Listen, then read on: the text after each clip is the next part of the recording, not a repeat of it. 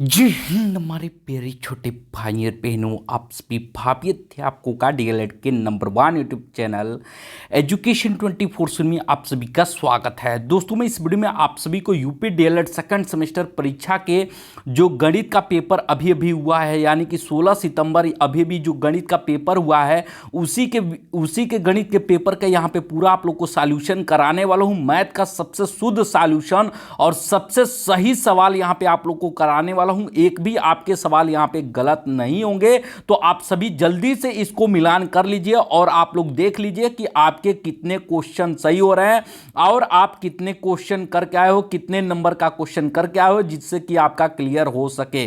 तो आइए हम लोग आपका समय न बर्बाद करते हुए यहां पे सबसे पहले हम लोग अपना सॉल्यूशन शुरू करते हैं। तो यहां पे जो अनुक्रमांक और नाम है मैंने हाइड कर दिया है ऑलरेडी पहले से ही, क्योंकि किसी की कोई इंफॉर्मेशन दिखाना उचित नहीं होता है। यह जो है प्रश्न पत्र है दोस्तों, आप ही लोग में से एक हमारे प्यारे छोटे भाई बहन थे, उन्होंने ही भेजा था और उनका कहना था कि सर आप एक बार जो है आप इसको सॉल्व जरूर से जरूर करा दीजिए। और मैं आप लोग को सॉल्व कराने से पहले बता दूं कि यहां पे जो पहला क्वेश्चन यहां पे पूछा गया है, आप लोग सामने देख सकते हैं वस्तुनिष्ठ में आपका जो पहला क्वेश्चन आज पूछा गया था, किसी ठोस द्वारा घेरे गए स्थान की माप कहलाती है। किसी ठोस द्वारा, देखिए कभी भी अगर ठोस की बात की जाए तो अगर घेरा गया स्थान तो सीधे सीधे आयतन में आंख मूंद के मारिए। एकदम हलवा क्वेश्चन था, आपको कुछ नहीं सोचना था, सीधे सीधे आयतन पे मार देना था। ठीक है, उसके बाद से यहां पे दूसरा क्वेश्चन जो है कहता है -1 और 1 के बीच में कितनी परिमेय संख्या है। दोस्तों मैंने इसको कल ही आप लोग को बताया था, एक क्वेश्चन कराया था कि कितनी बीच में परिमेय संख्याएं हैं, और उसमें मैंने आप लोग को ऑप्शन भी बताया था कि अनंत होंगी। और कैसे अनंत होंगी आप लोग को इसके बारे में सबसे पहले मैं बता दूं कि सबसे पहले देखिए 1 है और 2 है।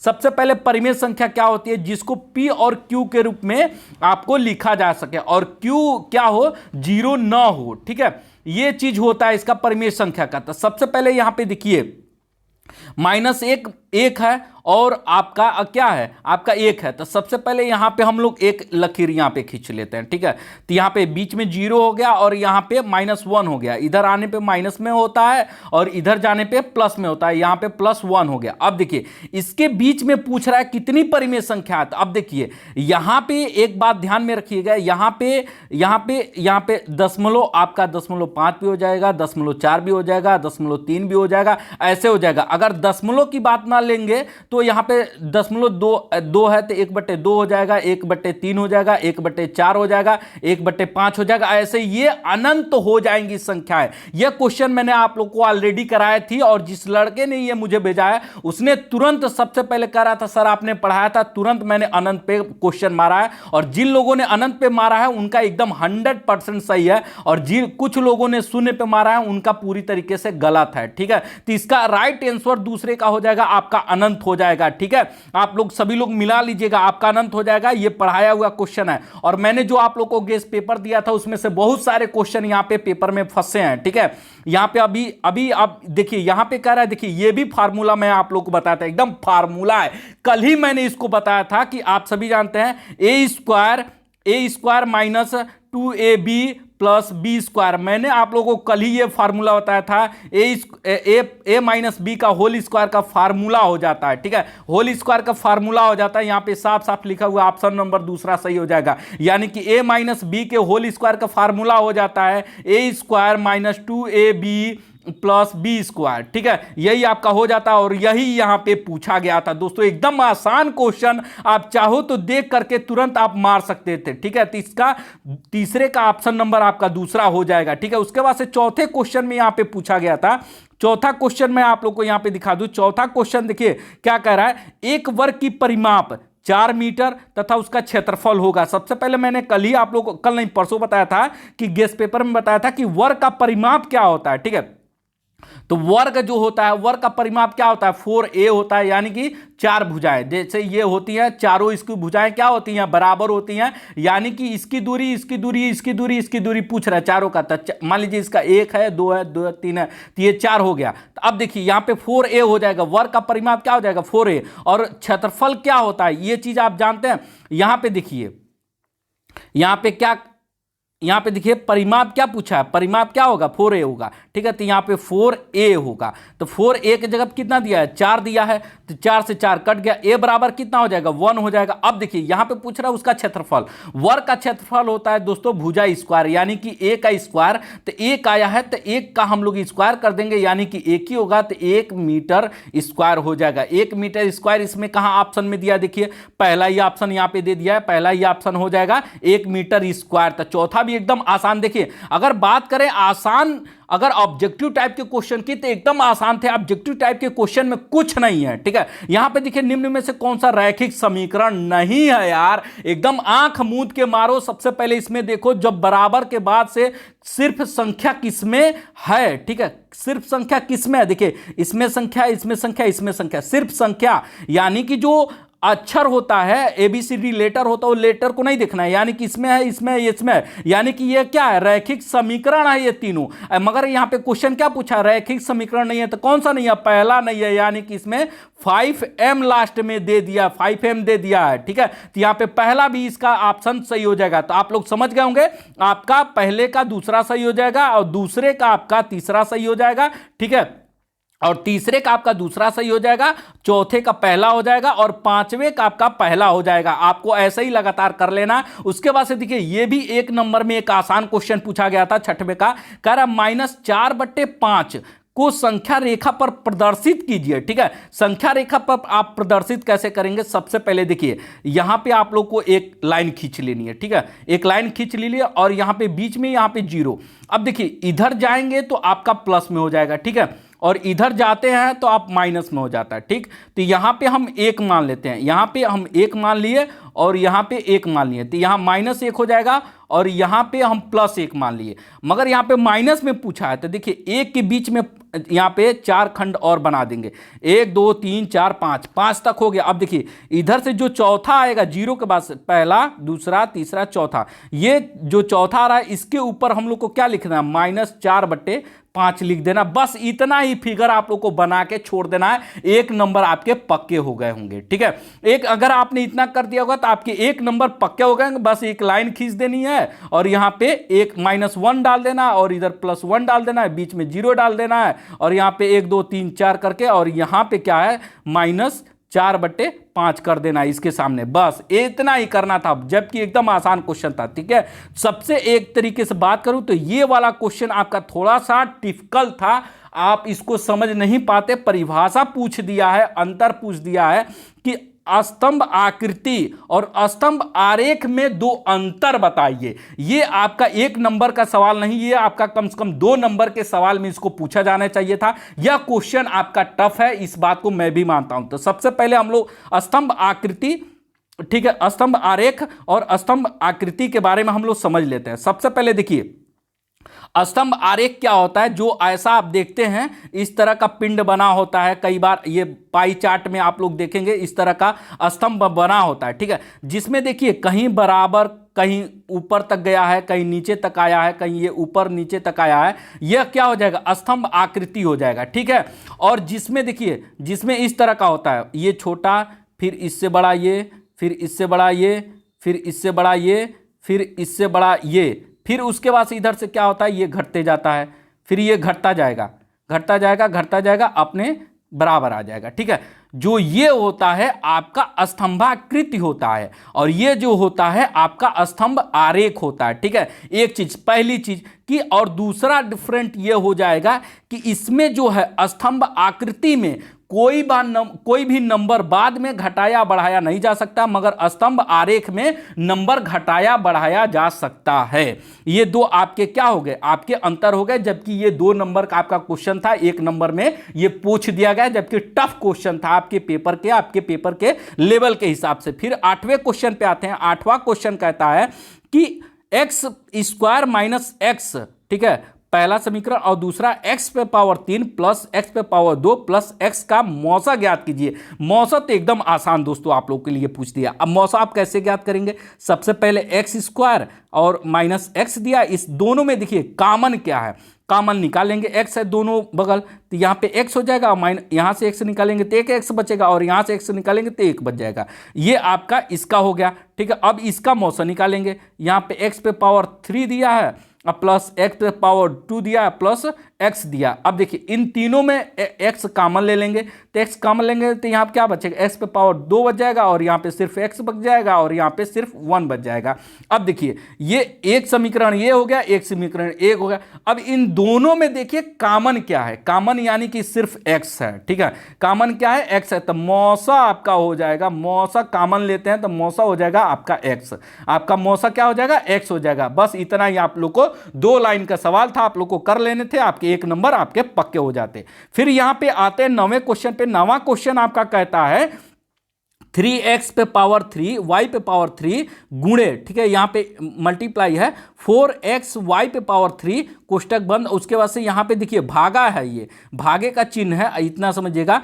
6y पे पावर 2 6x पे पावर 2 और y को हल कीजिए, ठीक है। इसमें भी देखिए कोई तमतम झमझम की बात नहीं थी, एक लाइन का सवाल है। आपको कैसे करना है मैं यहाँ पे आप लोग को करके दिखा दे रहा हूँ। सबसे पहले यहाँ पे 3 लिख लेना, x पे पावर 3 लिख देना, और y पे पावर यहाँ पे 3 लिख देना। मल्टीप्लाई यहाँ पे 4 पे पावर 4 हो जाएगा, x हो जाएगा, और y पे पावर कितना दे दिया है, 3 दे दिया है। अब देखिए भागा का मतलब बटे हो जाता है, आप जानते हैं 6x पे पावर 2 और यहाँ पे y पे पावर 1 भी नहीं है। अब देखिए अब इन दोनों को आपस में गुणा हम लोग कर लेंगे। यहाँ पे इन दोनों को आपस में 4 का 3 में गुणा करेंगे तो ये 12 हो जाएगा, आप सभी जानते ही हैं 12 हो जाएगा। और x का और x में गुणा होगा तो x पे पावर कितना हो जाएगा, 4 हो जाएगा, और y का y में गुणा होगा तो 3 3 6 हो जाएगा। आप सभी जानते हैं जब गुणा होता है तो पावर क्या होता है, जुट जाता है, ठीक। और बट्टे आपका जो ये नीचे लिखा था इसको लिख लेंगे 6x पे पावर 2 और y। अब देखिए यहाँ पे 6 से 12 को काटेंगे, 2 बार में कट गया, और x पे पावर 2 है और यहाँ पे 4 है, तो काटा जाता है, जब भाग दिया जाता है तो क्या होता है, घट जाता है। गुणा करने पे जुड़ जाता है और भाग देने पे पावर घट जाता है। तो यहाँ पे 4 में से, यहाँ पे सबसे पहले यहाँ से 4 में से 2 घटा देंगे तो 2 बच जाएगा, x पे पावर 2 हो जाएगा, और y में से 1 y घटा देंगे तो क्या हो जाएगा, आपका भाग देने पे घट जाता है इतना समय, तब 5y बचेगा। यानी कि आपका आंसर हो जाएगा 2x पे पावर आपका 2x पे पावर 2 और y पे पावर आपका 5। यही आपका राइट आंसर हो जाएगा, ठीक है। आपका राइट आंसर क्या हो जाएगा, 2x पे पावर 2 और y पे पावर आपका 5 आपका राइट आंसर हो जाएगा। उसके बाद से अगला क्वेश्चन यहां पे कहता है दोस्तों कि एक घनाभ का क्षेत्रफल 125 मीटर है, यदि उसकी ऊंचाई 4.5 मीटर हो तो उसका आयतन ज्ञात करो। देखिए अब एक बात मैं और बता दूं, यह 2 नंबर का क्वेश्चन था। इतना बड़ा क्वेश्चन आप लोग को पहले नंबर 1 नंबर में नहीं पूछना चाहिए था। ये 2 नंबर का क्वेश्चन है, आप लोग को 1 नंबर में पूछ दिया गया। इसका सीधा सीधा मतलब यह है कि आपके पेपर को टफ किया गया है, ठीक है।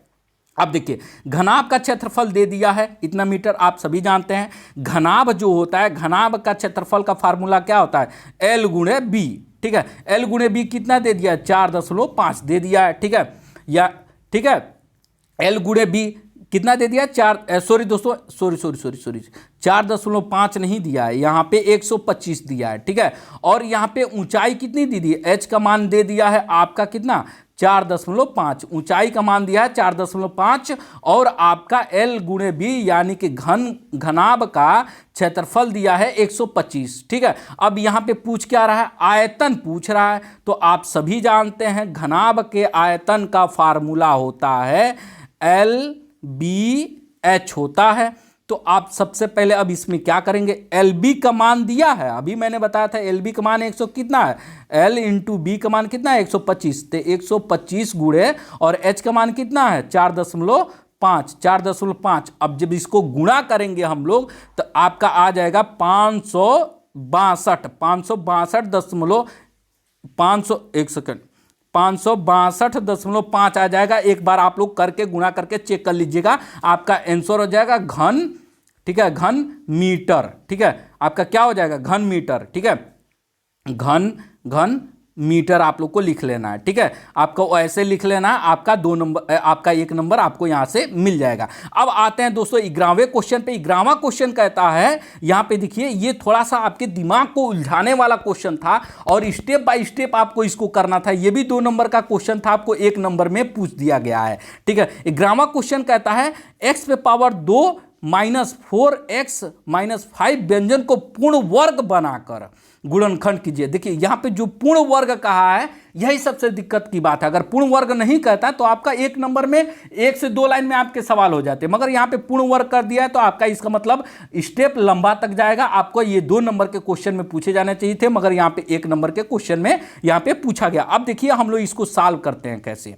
सबसे पहले हम लोग को देखिए यहां पे x पे पावर 2, ठीक है, माइनस 4x माइनस ये तो मैं क्वेश्चन ही लिख। सबसे पहले देखिए यहां पे इसको आप लोग एक बार ध्यान से देखिएगा, मैं इसको तोड़ रहा हूं, ठीक है। यहां पे तोड़ रहा हूं x पे पावर 2 माइनस, ठीक है, 2 गुणे x गुणे यहां पे 2 माइनस 5। अब देखिए एक बात देखिए, अगर इसको इतने को हम लोग गुणा करते हैं, इतने गुणा करते तो 2 दूनी 4, 4x हो जाएगा, 4x यहाँ पे दिया है, तो हम लोग को अब उतने को गुणा करना था, ठीक। मुझे ये समीकरण बनाना था, ठीक। अब देखिए अब हमने तो समीकरण बना लिया, अब समीकरण बनाने के लिए अब इसको पूरा गुणनखंड कैसे करेंगे। अब एक बात बताइए, हम लोग को क्या करना है, +9 इसमें 9 जोड़ देना है और 9 घटा देना है, ठीक है। अगर इतने का देखेंगे तो इतने बराबर क्या हो जाएगा, 0 हो जाएगा, तो इससे कोई मतलब नहीं है, हम 9 जोड़ के 9 घटा सकते हैं, ठीक है।